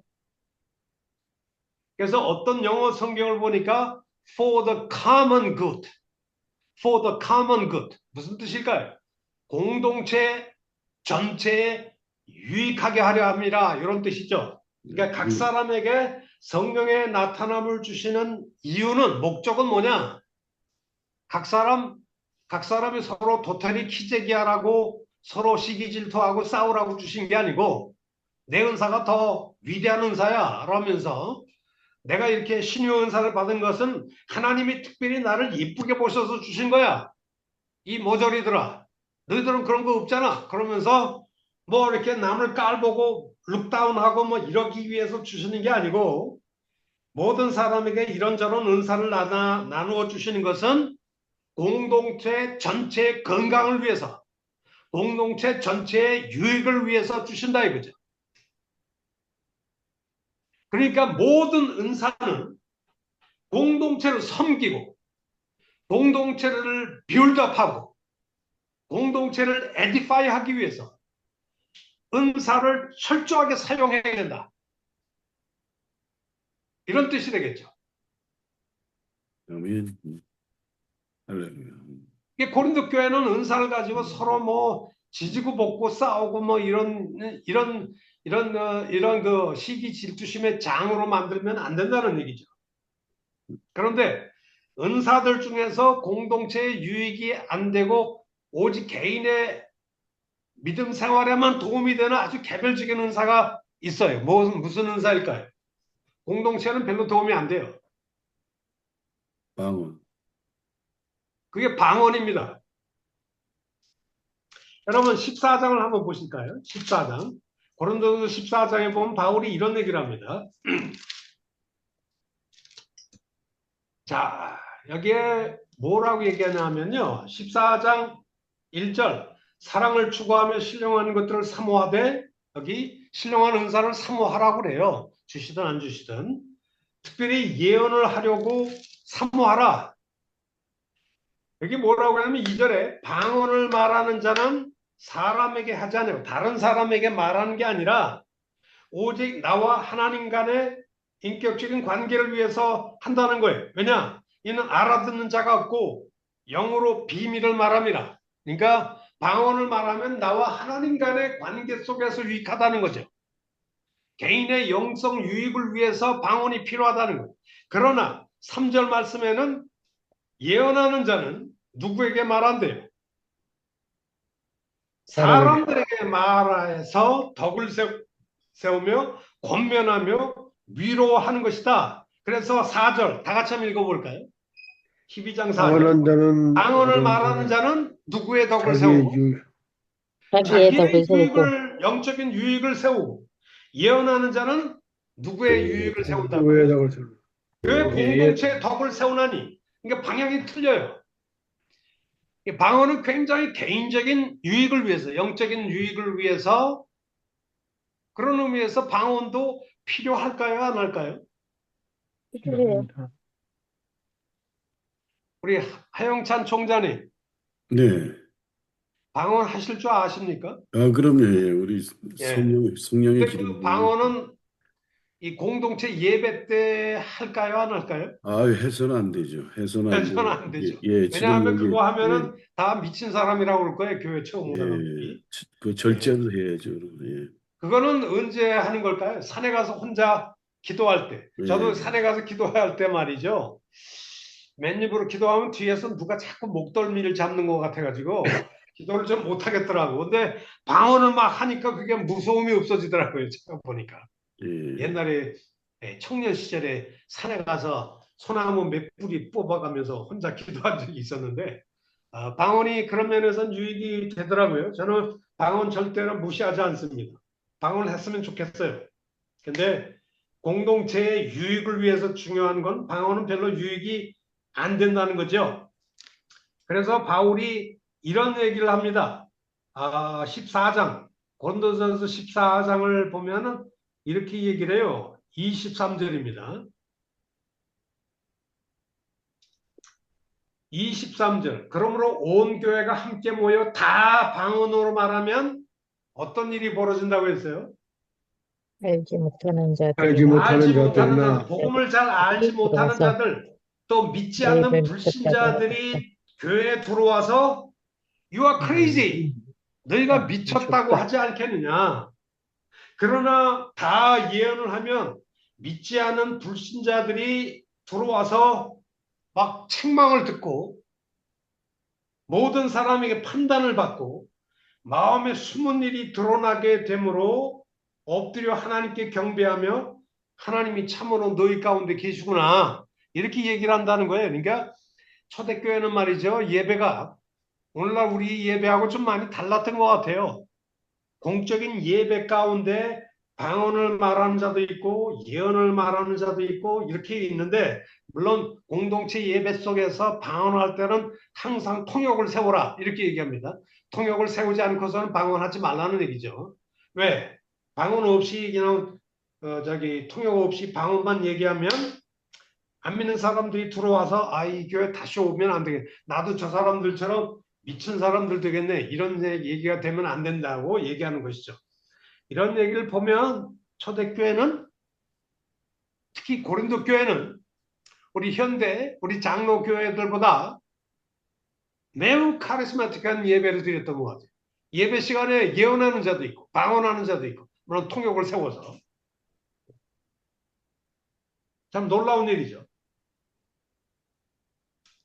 근데 어쨌든 이 고린도 교회가 좀 이런 그 카리스마틱한 예배를 드렸다는 얘기인데, 어쨌든 제가 굉장히 좀 개별화되어 있는 그런 선물이다. 이렇게 제가 좀 말씀을 좀 드리고 싶네요. 네. 교수님 이제 자, 그러면 한